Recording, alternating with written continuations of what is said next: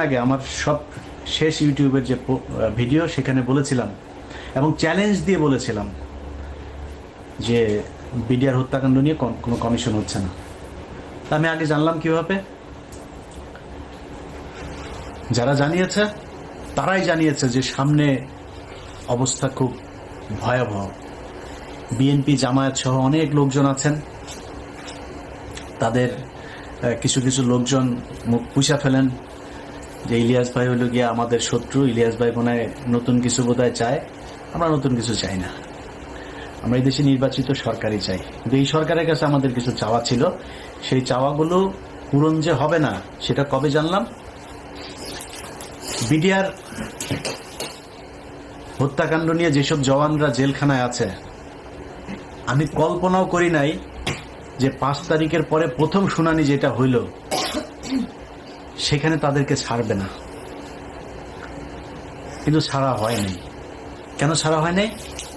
এটা আমাকে প্রচন্ড রকমের অবাক করেছে। তারপর থেকে কিন্তু আমি এই আসিফ নজরুলদের আপনার করা শুরু করেছে। কারণ কি, খবর তো আছে যে বিডিআর এর এই যে জওয়ান, এই বিডিআর জওয়ানদেরকে তারা ছাড়বে না।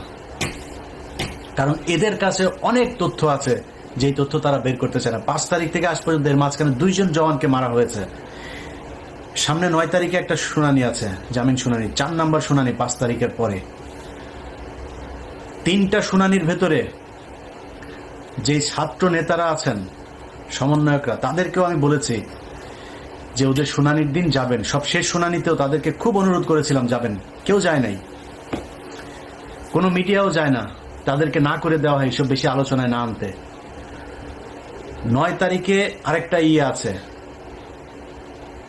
আমি প্রথম যেদিন দেখলাম যে এরা কেউ যায় না, সব শেষ তাদেরকে অনুরোধ করলাম, হাসনাত সহ সবাইকে অনুরোধ করলাম যে ভাই একটু যায়েন, ওদের এটার ব্যাপারে, ওরা এখানে পরিবারগুলো থাকবে। সেই পরিবারগুলো দেশের বিভিন্ন জায়গা থেকে আসলো, কেউ গেল না। জামিন হয় না, একটার পর 3টা শুনানি গেল, 4 নম্বর শুনানি। বিডিআর হত্যাকাণ্ডের বিচার যদি হয় তাহলে এই দেশে অনেক কিছু পরিষ্কার হয়ে যাবে। এই কারণে বিডিআর হত্যাকাণ্ড নিয়ে তারা বিচার করবে না। আপনাদের মনে আছে বিএনপির পিন্টু ভাইকে জেলখানায় স্বাভাবিক মৃত্যু হয় নাই, তাকে মেরে ফেলা হয়েছে। কারণ পিন্টু ভাইকে যদি বাঁচিয়ে রাখতো তাহলে পিলখানা হত্যাকাণ্ড নিয়ে অনেক ঘটনা বের হয়ে যেত, এই কারণে তাকে মারা হয়েছে। এখন এই যে বিডিআর এর যারা সৈনিক আছে,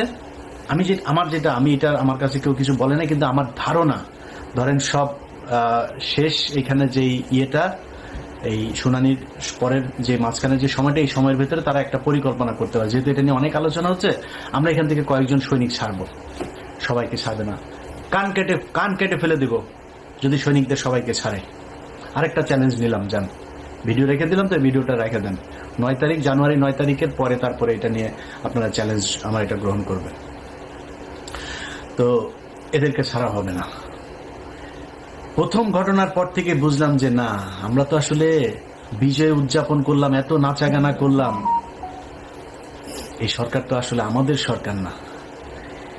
এদের ভেতরে ডক্টর মোহাম্মদ ইউনূসকে সামনে রেখে সব ভেজাল চিটা সব এটার ভেতরে ঢুকিয়ে দেওয়া হয়েছে। ইন্ডিয়ান পুরো সেকেন্ড লেয়ারের যা আছে সব এই জায়গায় বসানো। ডক্টর মোহাম্মদ ইউনূস চাইলেও কিছু করতে পারে না। এখন ডক্টর মোহাম্মদ ইউনূসের সামনে রাস্তা একটাই আছে, উনি যে কোনো দিন শুনবেন যে উনি চলে গিয়েছে দেশ থেকে। এরপরে কি হবে? পুরো সেট আপ সাজিয়েছে আসিফ নজরুল, মাহফুজানা, মতিউর রহমান।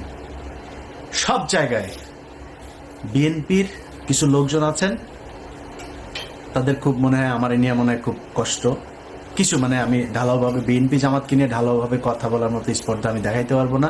এই দলের মানুষ আমাকে প্রচন্ড ভালোবাসেন, আমাকে প্রচন্ড শ্রদ্ধা করেন, তাদের নিজেদের মানুষ মনে করেন। তারা ধান খেতে ঘুমিয়েছেন, তাদের অনেক মানুষ হত্যার শিকার হয়েছে। এই সব শেষ আন্দোলনেও 95% মানুষ জামাত এবং এই বিএনপির লোকজন মারা গিয়েছেন, শহীদ হয়েছেন যারা। অতএব আমরা এদের ব্যাপারে কথা বলতে গেলে রেসপেক্ট করে কথা বলতে হবে। আমার ব্যাপারে কথা বলতে গেলেও একটু রেসপেক্ট দেখায় কথা বলতে হবে। আমাকে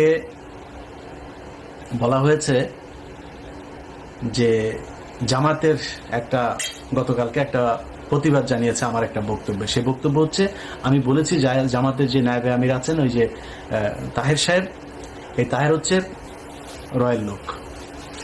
এটা বলার পরে তারা বিবৃতি প্রতিবাদ জানিয়েছে আমার এই বক্তব্যের। আমি এটাকে খুব পজিটিভলি নিয়েছি, কারণ জামাত একটা সংগঠন, তাদের সাংগঠনিক একটা পদক্ষেপ থাকবে, এটা কোনো ব্যাপার না। আমি ওনাদের ওই ফেসবুক পেজেও জামাত ইসলামের যে পেজ আছে সেখানে গিয়ে জামাতের লোকজনেরও বক্তব্য দেখেছি, কমেন্ট দেখেছি, আমার কাছে খারাপ লাগে নাই। ওনারা মানে খুবই বন্ধুসুলভ আচরণ করেছেন। তবে জামাতের কাছে আমার অনুরোধ থাকবে, যে অভিযোগটা আমি শুনেছি এটা তো আমার নিজের বানানো না,